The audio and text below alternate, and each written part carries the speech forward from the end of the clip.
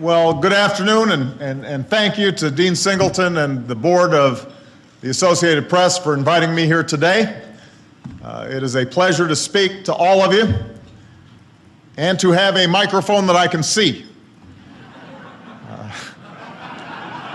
Feel free to transmit any of this to Vladimir if you see him.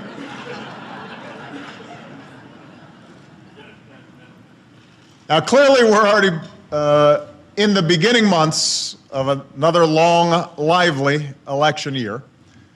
There will be gaffes and minor controversies. There will be hot mics and etch-a-sketch moments.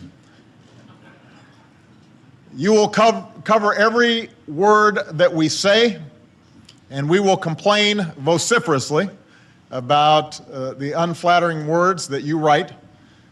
Unless, of course, you're writing about the other guy, in which case, good job.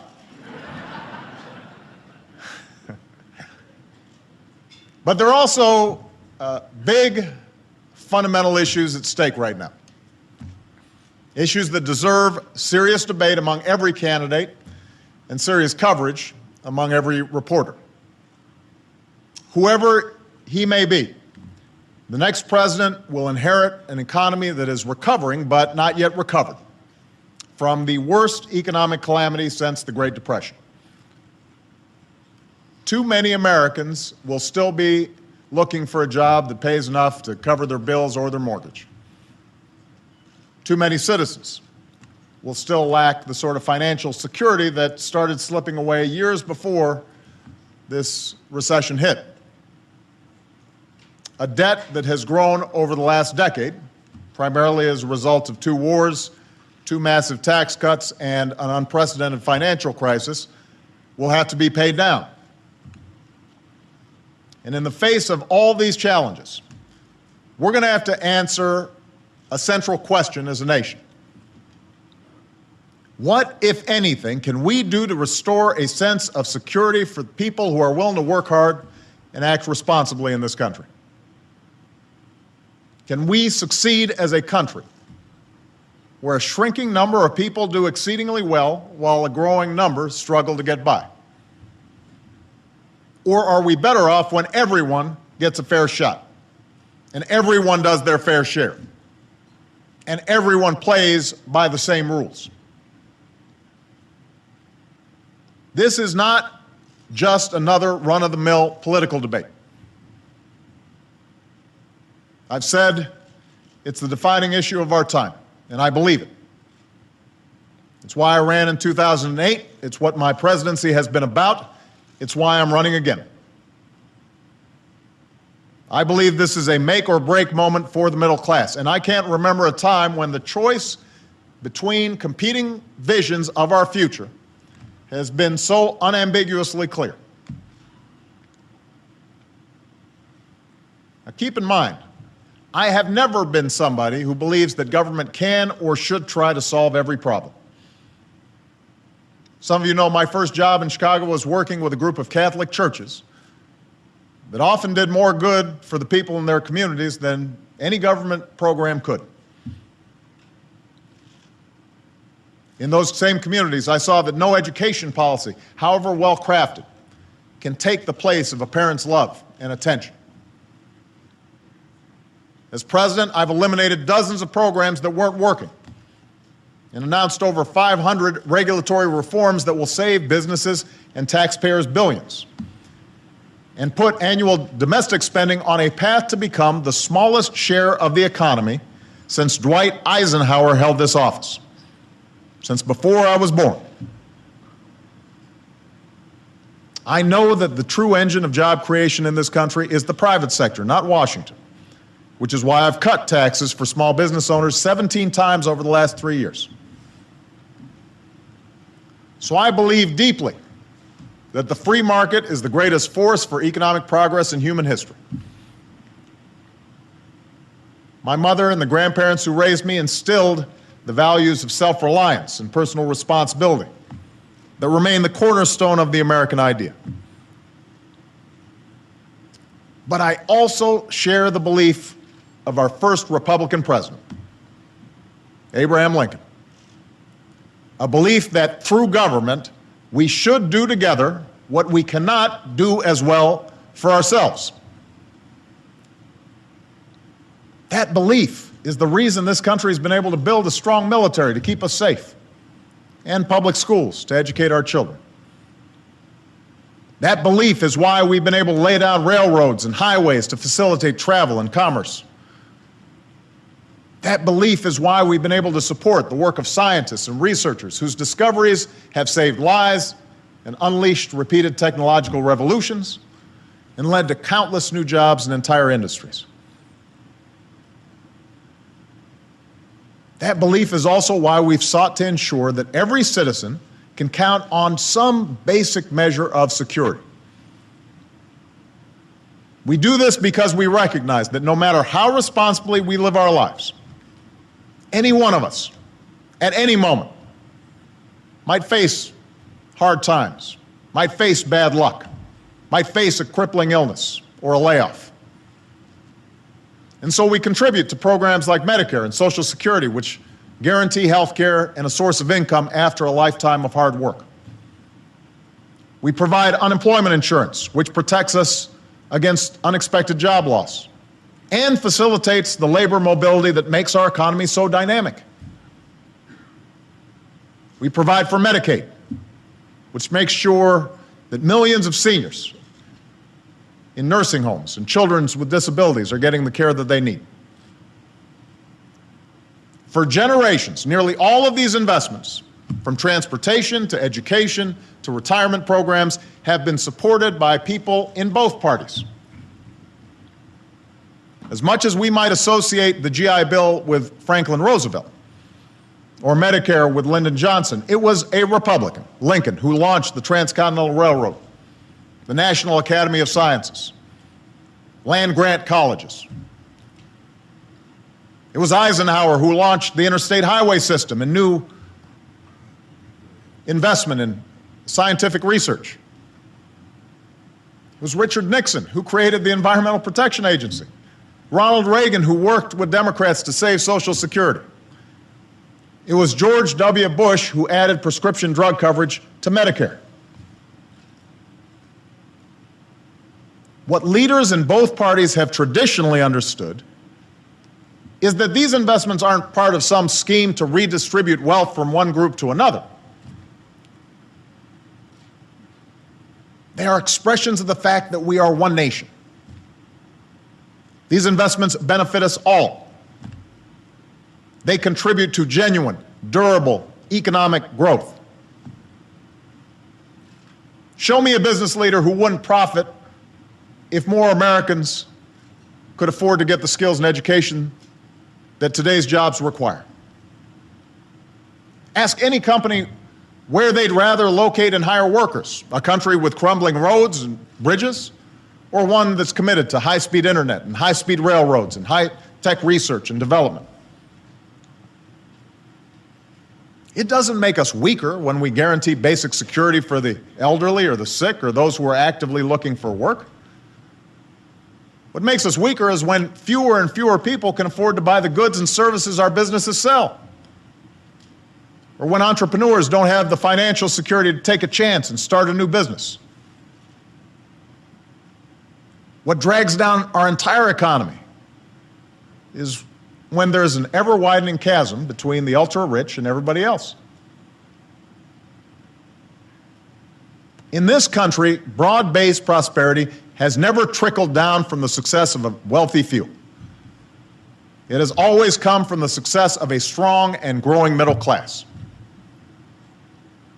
That's how a generation who went to college on the GI Bill, including my grandfather, helped build the most prosperous economy the world has ever known. That's why a CEO like Henry Ford made it his mission to pay his workers enough so they could buy the cars that they made. That's why research has shown that countries with less inequality tend to have stronger and steadier economic growth over the long run.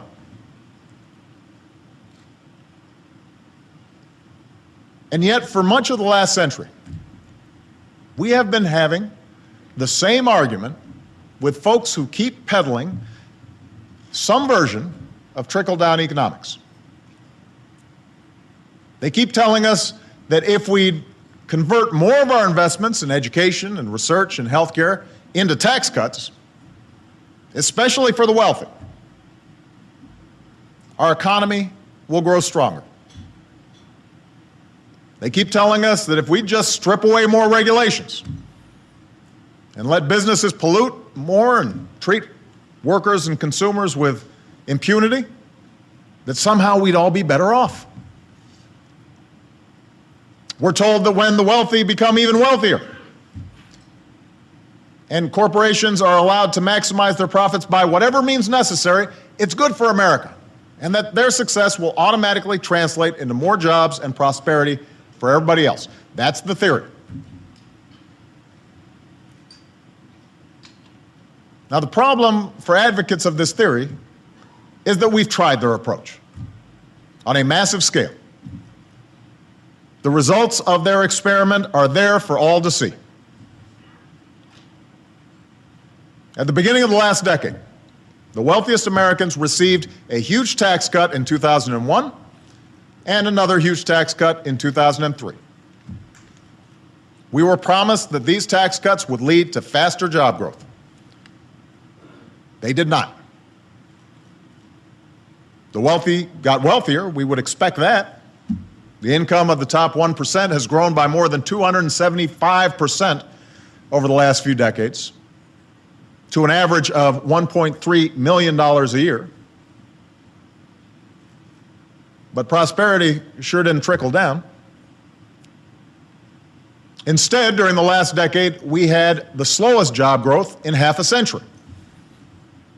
And the typical American family actually saw their incomes fall by about 6%, even as the economy was growing. It was a period when insurance companies and mortgage lenders and financial institutions didn't have to abide by strong enough regulations, or they found their ways around them. And what was the result? Profits for many of these companies soared, but so did people's health insurance premiums. Patients were routinely denied care, often when they needed it most. Families were enticed and sometimes just plain tricked into buying homes they couldn't afford. Huge, reckless bets were made with other people's money on the line, and our entire financial system was nearly destroyed.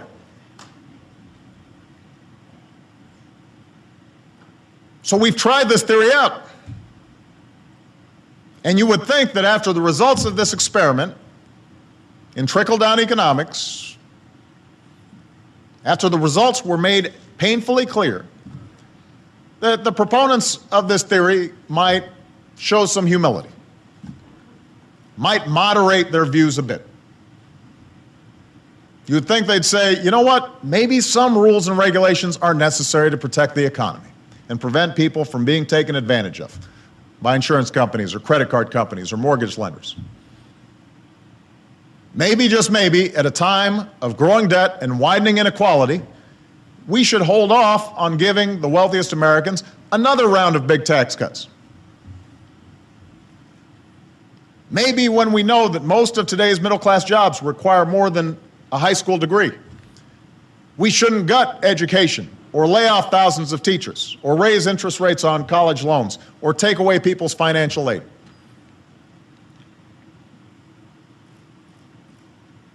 But that's exactly the opposite of what they've done. Instead of moderating their views even slightly, the Republicans running Congress right now have doubled down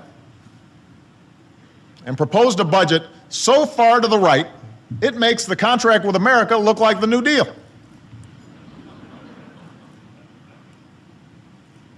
In fact, that renowned liberal Newt Gingrich first called the original version of the budget radical and said it would contribute to right-wing social engineering. This is coming from Newt Gingrich. And yet this isn't a budget supported by some small rump group in the Republican Party. This is now the party's governing platform. This is what they're running on. One of my potential opponents, Governor Romney, has said that he hoped a similar version of this plan from last year would be introduced as a bill on day one of his presidency. He said that he's very supportive of this new budget. And he even called it marvelous, which is a word you don't often hear when it comes to describing a budget.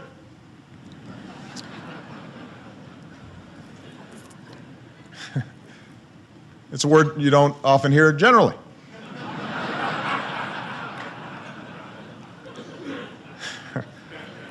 So, here's what this marvelous budget does. Back in the summer, I came to an agreement with Republicans in Congress to cut roughly $1 trillion in annual spending. Some of these cuts were about getting rid of waste. Others were about programs that we support, but we just can't afford given our deficits and our debt. And part of the agreement was a guarantee of another trillion in savings for a total of about $2 trillion in deficit reduction. This new House Republican budget, however, breaks our bipartisan agreement and proposes massive new cuts in annual domestic spending. Exactly the area where we've already cut the most.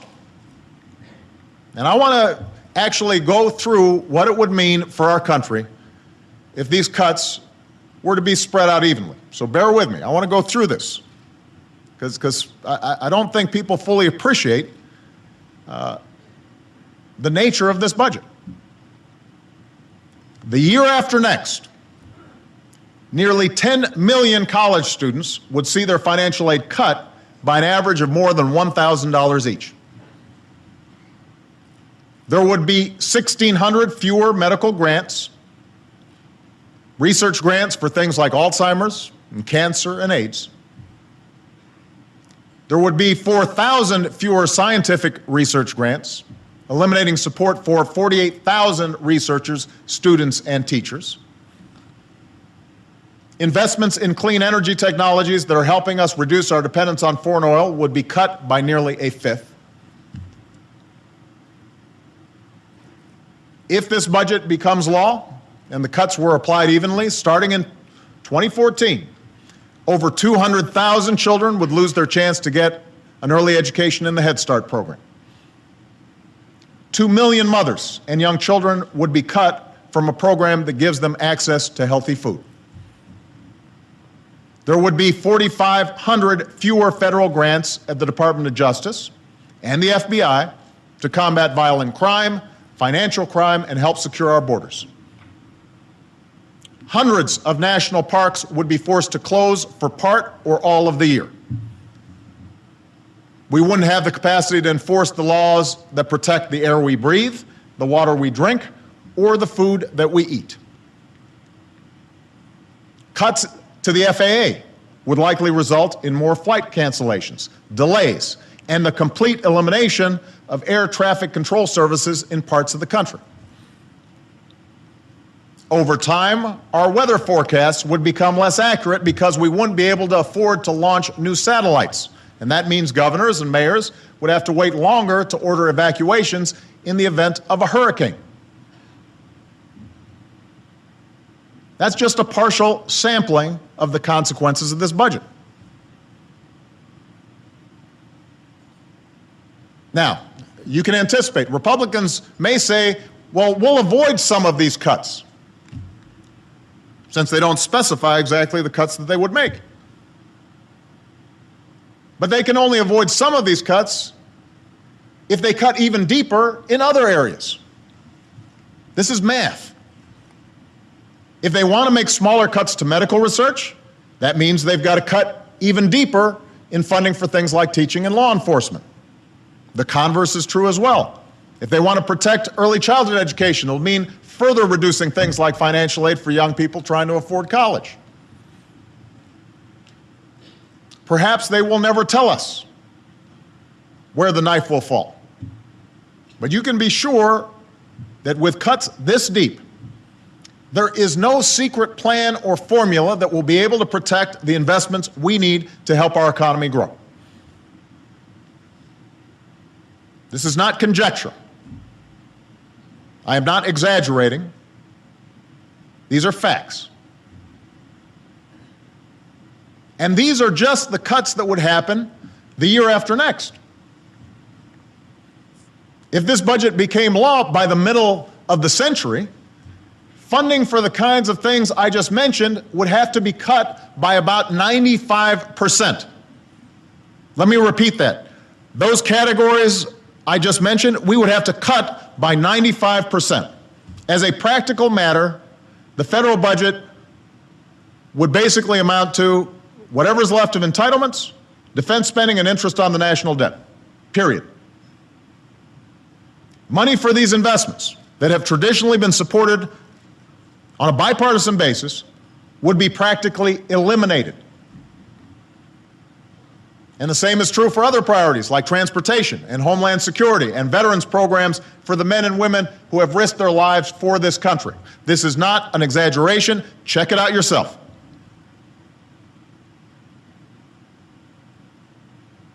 And this is to say nothing about what the budget does to health care. We're told that Medicaid would simply be handed over to the states. That's the pitch. Let's get it out of the central bureaucracy. The states can experiment. They'll be able to run the programs a lot better. But here's the deal the states would be getting. They would have to be running these programs in the face of the largest cut to Medicaid that has ever been proposed. A cut that, according to one nonpartisan group, would take away health care for about 19 million Americans. 19 million. Who are these Americans? Many are someone's grandparents who, without Medicaid, won't be able to afford nursing home care without Medicaid. Many are poor children.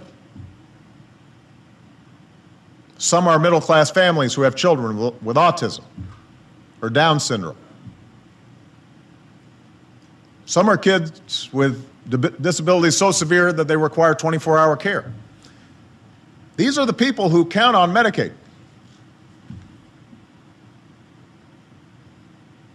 And then there's Medicare.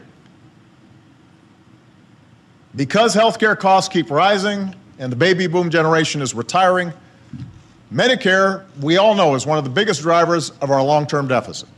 That's a challenge we have to meet by bringing down the cost of healthcare overall so that seniors and taxpayers can share in the savings. But here's the solution proposed by the Republicans in Washington and embraced by most of their candidates for president. Instead of being enrolled in Medicare when they turn 65, seniors who retire a decade from now would get a voucher that equals the cost of the second cheapest health care plan in their area. If Medicare is more expensive than that private plan, they'll have to pay more if they want to enroll in traditional Medicare. If health care costs rise faster than the amount of the voucher, as, by the way, they've been doing for decades, that's too bad. Seniors bear the risk. If the voucher isn't enough to buy a private plan with the specific doctors and care that you need, that's too bad. So most experts will tell you the way this voucher plan encourages savings is not through better care at cheaper cost.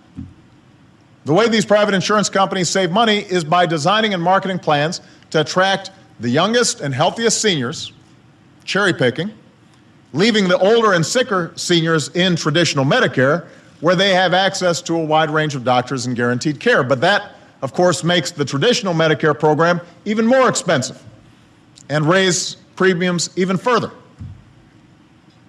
The net result is that our country will end up spending more on health care, and the only reason the government will save any money, it won't be on our books, is because we've shifted it to seniors. They'll bear more of the costs themselves.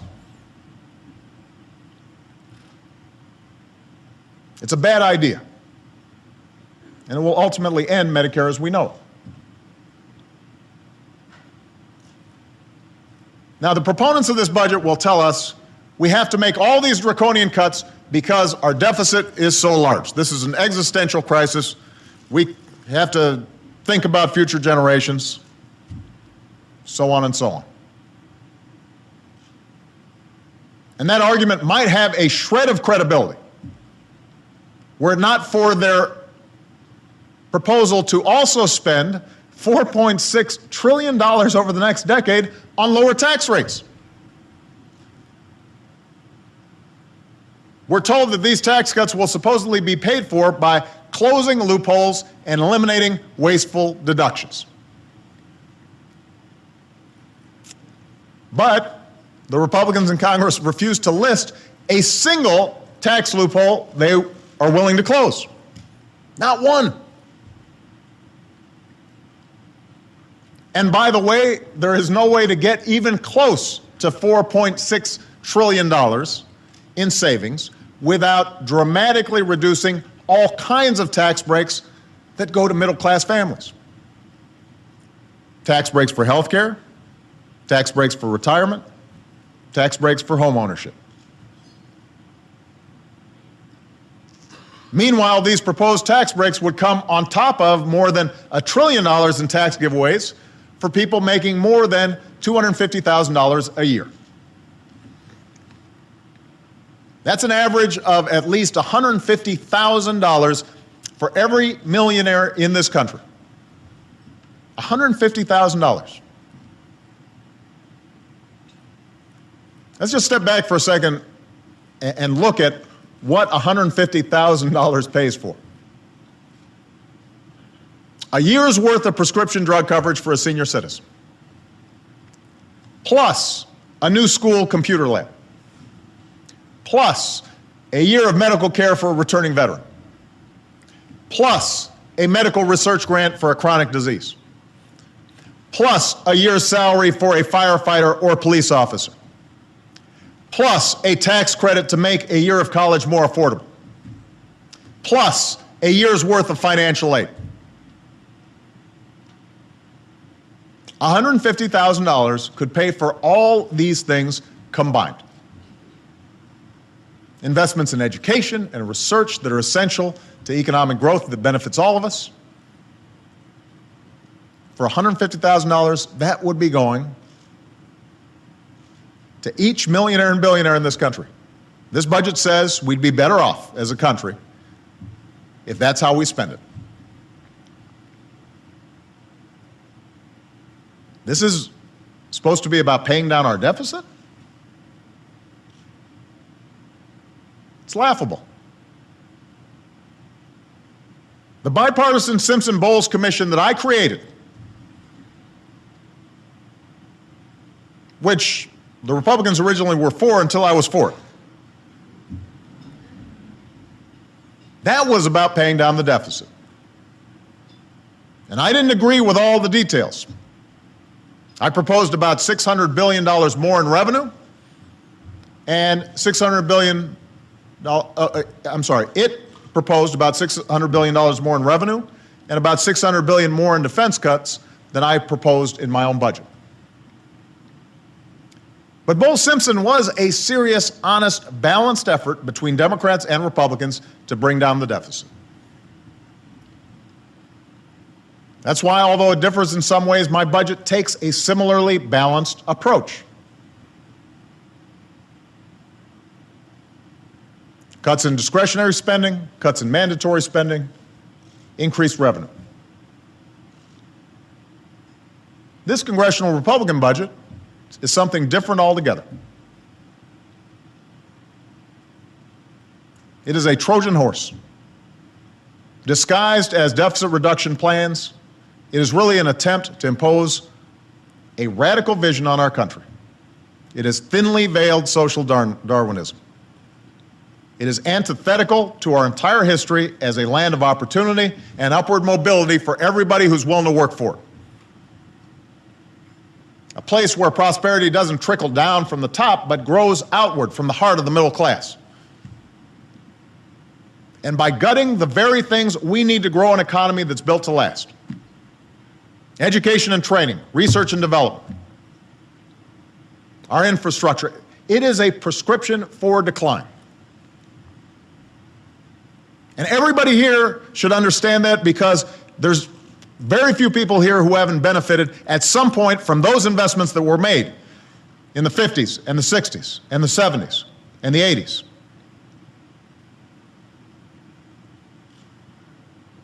That's part of how we got ahead. And now we're going to be pulling up those ladders up for the next generation. So in the months ahead, I will be fighting as hard as I know how for this truer vision of what the United States of America is all about. Absolutely, we have to get serious about the deficit. And that will require tough choices and sacrifice. And I've already shown myself willing to make these tough choices when I signed into law the biggest spending cut of any president in recent memory. In fact, if you adjust for the economy, the Congressional Budget Office says the overall spending next year will be lower than any year under Ronald Reagan. And I'm willing to make more of those difficult spending decisions in the months ahead. But I've said it before and I will say it again. There has to be some balance. All of us have to do our fair share. I've also put forward a detailed plan that would reform and strengthen Medicare and Medicaid. By the beginning of the next decade, it achieves the same amount of annual health savings as the plan proposed by the Simpson-Bowles Commission. And it does so by making changes that people in my party haven't always been comfortable with. But instead of saving money by shifting costs to seniors, like the Congressional Republican plan proposes, our approach would lower the cost of health care throughout the entire system. It goes after excessive subsidies to prescription drug companies. It gets more efficiency out of Medicaid without gutting the program. It asks the very wealthiest seniors to pay a little bit more. It changes the way we pay for health care, not by procedure or the number of days spent in the hospital, but with new incentives for doctors and hospitals to improve their results.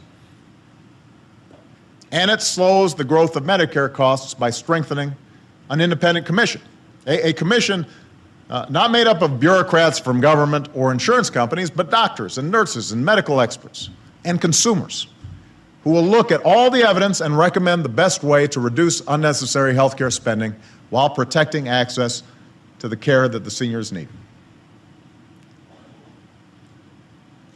We also have a much different approach when it comes to taxes. An approach that says if we're serious about paying down our debt, we can't afford to spend trillions more on tax cuts for folks like me, for wealthy Americans who don't need them and weren't even asking for them, and that the country cannot afford. At a time when the share of national income flowing to the top 1% of people in this country has climbed to levels last seen in the 1920s, those same folks are paying taxes at one of the lowest rates in 50 years. As both I and Warren Buffett have pointed out many times now, he's paying a lower tax rate than his secretary.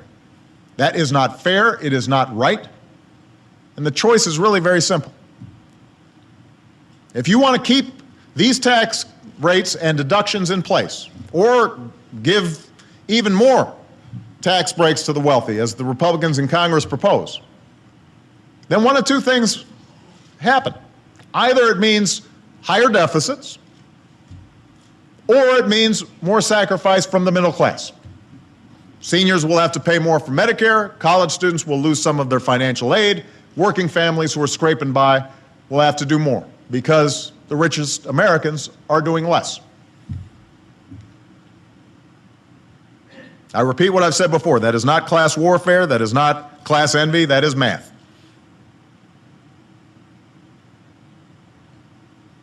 If that's the choice that members of Congress want to make, then we're going to make sure every American knows about it. In a few weeks, there will be a vote on what we've called the Buffett rule. Simple concept. If you make more than $1 million a year, not that you have $1 million, if you make more than $1 million annually, then you should pay at least the same percentage of your income in taxes as middle-class families do. On the other hand, if you make under $250,000 a year, like 98% of American families do, then your taxes shouldn't go up. That's the proposal. Now, you'll hear some people point out that the Buffett rule alone won't raise enough revenue to solve our deficit problems. Maybe not, but it's definitely a step in the right direction.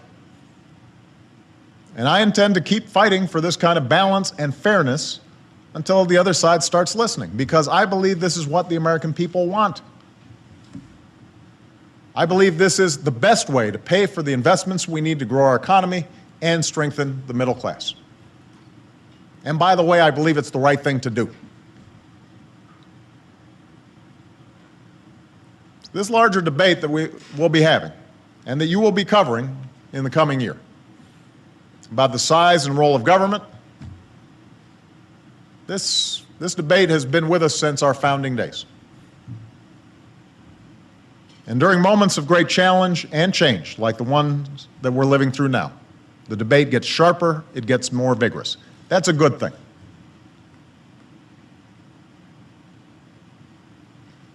As a country that prizes both our individual freedom and our obligations to one another, this is one of the most important debates that we can have.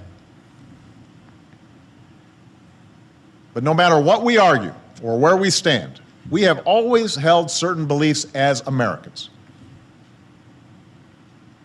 We believe that in order to preserve our own freedoms and pursue our own happiness, we can't just think about ourselves. We have to think about the country that made those liberties possible. We have to think about our fellow citizens with whom we share a community. We have to think about what's required to preserve the American dream for future generations. And this sense of responsibility to each other and our country, this isn't a partisan feeling. This isn't a Democratic or a Republican idea. It's patriotism. And if we keep that in mind and uphold our obligations to one another and to this larger enterprise that is America, then I have no doubt that we will continue our long and prosperous journey as the greatest nation on earth. Thank you. God bless you. God bless the United States of America. Thank you. Thank you.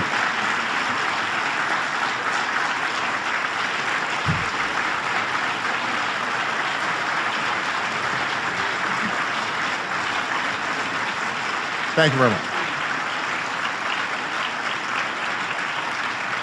Thank you. Thank you, Mr. President. We appreciate so much you being with us today.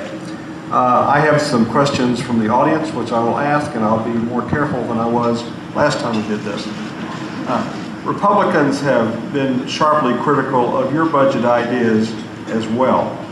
What can you say to the Americans who just want both sides to stop fighting and get some work done on their behalf? Well, I completely understand the American people's frustrations. Because the truth is that these are imminently solvable problems. I know that Christine Lagarde is here and, from the IMF, and she's looking at the books of a lot of other countries around the world. The kinds of challenges they face fiscally are so much more severe than anything that we confront if we make some sensible decisions. So the American people's impulses are absolutely right. These are solvable problems if people of good faith came together and were willing to compromise. The challenge we have right now is that we have on one side a party that will brook no compromise. And this is not just my assertion. We had presidential candidates who stood on a stage and were asked, would you accept a budget package, a deficit reduction plan that involved $10 of cuts for every dollar in revenue increases. 10-to-1 ratio of spending cuts to revenue. Not one of them raised their hand. Think about that. Ronald Reagan, who, as I recall, is not accused of being a tax and spend socialist, understood repeatedly that when the deficit started to get out of control, that for him to make a deal, he would have to propose both spending cuts and tax increases. Did it multiple times. He could not get through a Republican primary today. So let's look at Bull Simpson. Essentially, my differences were with Bull Simpson, where I actually proposed less revenue and slightly lower defense spending cuts.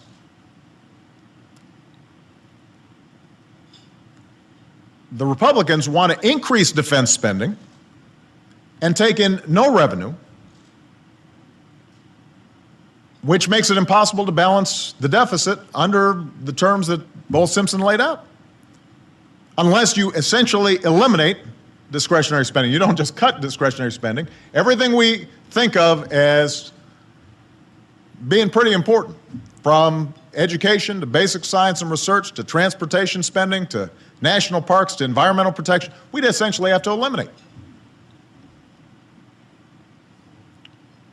I guess another way of thinking about this is, and this bears on your reporting, I think that there is oftentimes the impulse to suggest that if the two parties are disagreeing, then they're equally at fault and the truth lies somewhere in the middle. And an equivalence is presented, which reinforces, I think, people's cynicism about Washington generally. This is not one of those situations where there's an equivalence. I've got some of the most liberal Democrats in Congress who were prepared to make significant changes to entitlements that go against their political interests, and who said they were willing to do it. And we couldn't get a Republican to stand up and say, we'll raise some revenue, or even to suggest that we won't give more tax cuts to people who don't need them.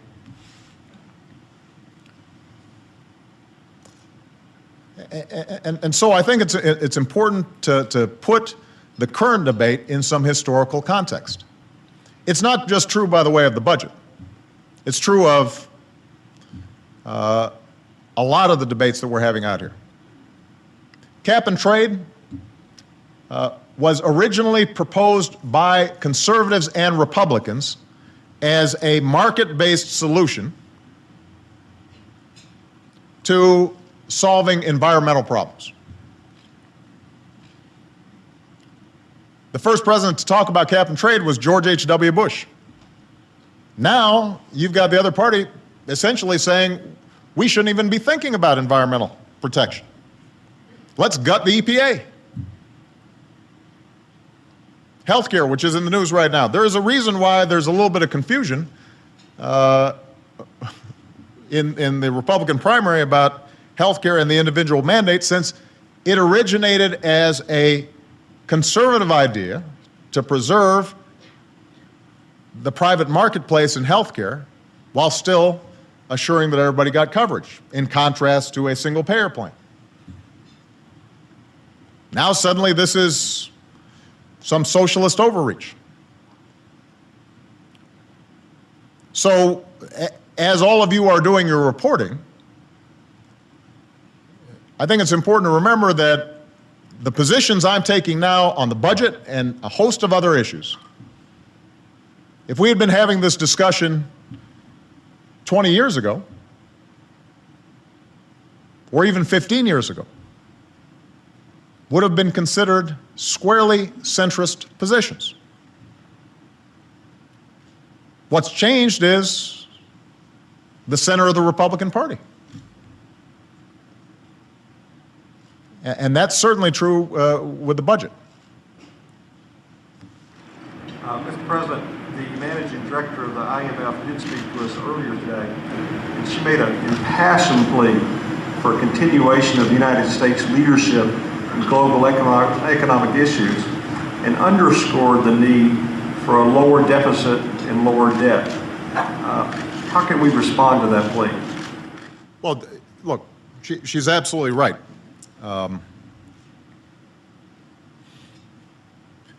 It's interesting when I travel around the world at these international fora, and I've said this before, the degree to which America is still the one indispensable nation, the degree to which, even as other countries are rising and their economies are expanding, we are still looked to for leadership, for agenda setting. Not just because of our size, not just because of our military power, but because there is a sense that, unlike most superpowers in the past, we try to set out a set of universal rules, a set of principles by which everybody can benefit. And that's true on the economic front as well. We continue to be the world's largest market, an important engine for economic growth. We can't return to a time when, by simply borrowing and consuming, we end up driving global economic growth. I said this a few months after I was elected at the first G20 summit. I said the days when Americans using their credit cards and home equity loans finance the rest of the world's growth by taking in imports from every place else, those days are over. On the other hand, we continue to be a extraordinarily important market and foundation for global economic growth. We do have to take care of our deficits. I think Christine has spoken before, and I think most economists would argue as well, that the challenge when it comes to our deficits is not short-term discretionary spending, which is manageable. As I said before, and I want to repeat, as a percentage of our GDP, our discretionary spending, all the things that the Republicans are proposing cutting, is actually lower than it's been since Dwight Eisenhower. There has not been some massive expansion of social programs, programs that help the poor, environmental programs, education programs. That's not our problem. Our problem is that our revenue has dropped down to between 15 and 16%, far lower than it has been historically, certainly far lower than it was under Ronald Reagan. At the same time as our healthcare costs have surged and our demographics mean that there's more and more pressure being placed on financing our Medicare, Medicaid, and Social Security programs. So at a time when the recovery is still gaining steam and unemployment is still very high, the solution should be pretty apparent. And that is, even as we continue to make investments in growth today, for example, putting some of our construction workers back to work, rebuilding schools and roads and bridges, or helping states to rehire teachers at a time when schools are having a huge difficulty retaining quality teachers in the classroom, all of which would benefit our economy. We focus on a long-term plan to stabilize our revenues at a responsible level and to deal with our healthcare programs in a responsible way. And that's exactly what I'm proposing. I mean, what we've proposed is, let's go back for folks who are making more than $250,000 a year to levels that were in place during the Clinton era, when wealthy people were doing just fine and the economy was growing a lot stronger than it did after they were cut. And let's take on Medicare and Medicaid in a serious way, which is not just a matter of taking those costs off the books, off the federal books, and pushing them on to individual seniors, but let's actually reduce healthcare costs, because we spend more on healthcare with not as good outcomes as any other advanced developed nation on earth. And that would seem to be a sensible proposal. The problem right now is not the technical means to solve it. The problem is our politics. And that's part of what this election and what this debate will need to be about, is are we as a country willing to get back to common sense, balanced, fair solutions that encourage our long-term economic growth and stabilize our budget, and it can be done. One last point I want to make, Dean, that I think is important, because it goes to the growth issue. If state and local government hiring were basically on par to what our current recovery, on par to past recoveries, the unemployment rate would probably be about a point lower than it is right now. If the construction industry were going through what we normally go through, that would be another point lower. The challenge we have right now, part of the challenge we have in terms of growth, has to do with the very specific issues of huge cuts in state and local government, and the housing market still recovering from this massive bubble. And that are huge, those two things are huge headwinds in terms of growth. I say this because if we, for example, put some of those construction workers back to work, or we put some of those teachers back in the classroom, that could actually help create the kind of virtuous cycle that would bring in more revenues just because of economic growth, would benefit the private sector in significant ways, and that could help contribute to deficit reduction in the short term, even as we still have to do these important changes to our healthcare programs over the long term. Mr. President, you said yesterday that it would be unprecedented for a Supreme Court to overturn laws passed by an elected Congress. Yet that is exactly what the court's done during its entire existence.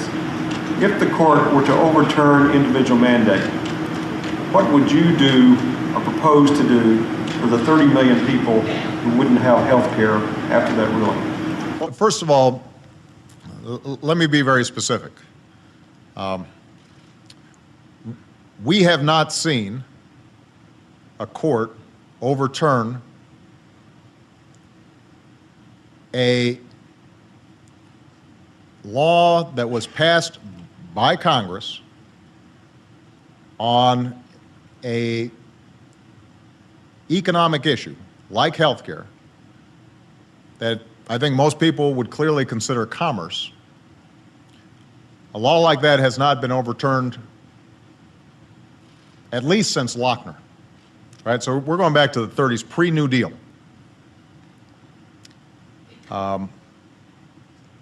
And the point I was making is that the Supreme Court is the final say on our Constitution and our laws, and all of us have to respect it. But it's precisely because of that extraordinary power that the court has traditionally exercised significant restraint and deference to our duly elected legislature, our Congress. And so the burden is on those who would overturn a law like this. Now, as I said, I expect the Supreme Court actually to to recognize that and to abide by well-established precedents out there.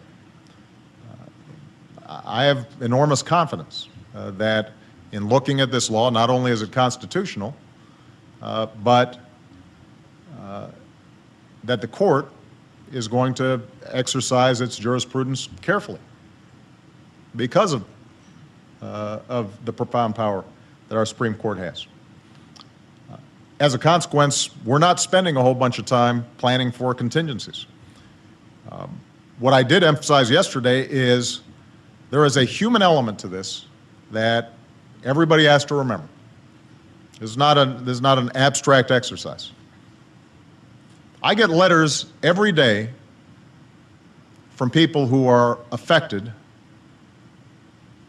by the health care law right now, even though it's not fully implemented. Young people who are 24, 25 who say, you know what, I just got diagnosed with a tumor. First of all, I would have not gone to get a checkup if I hadn't had health insurance. Second of all, I wouldn't have been able to afford to get it treated had I not been on my parents' plan. Thank you, and thank Congress for getting this done. I get letters from folks who have just lost their job, their COBRA is running out, they're in the middle of treatment for colon cancer or breast cancer, and they're worried when their COBRA runs out, if they're still sick, what are they going to be able to do? Because they're not going to be able to get health insurance. And the point I think that was made very ably before the Supreme Court, but I think most healthcare economists who have looked at this have acknowledged, is there are basically two ways to cover people with pre-existing conditions or assure that people can always get coverage even when they have bad illnesses. One way is a single payer plan. Everybody is under a single system like Medicare. The other way is to set up a system in which you don't have people who are healthy but don't bother to get health insurance, and then we all have to pay for them in the emergency room. That doesn't work, and so as a consequence, we got to make sure that those folks are taking their responsibility seriously, which is what the individual mandate does. So I don't anticipate the court striking this down. I think they take their responsibilities very seriously. But I think what's more important is for all of us, Democrats and Republicans, to recognize that in a country like ours, the wealthiest, most powerful country on earth, we shouldn't have a system in which millions of people are at risk of bankruptcy because they get sick, or end up waiting until they do get sick and then go to the emergency room, which involves all of us paying for it. Mr. President, you've been very, very generous with your time, and we appreciate very much you being here. Thank you so much, everybody. Thank you.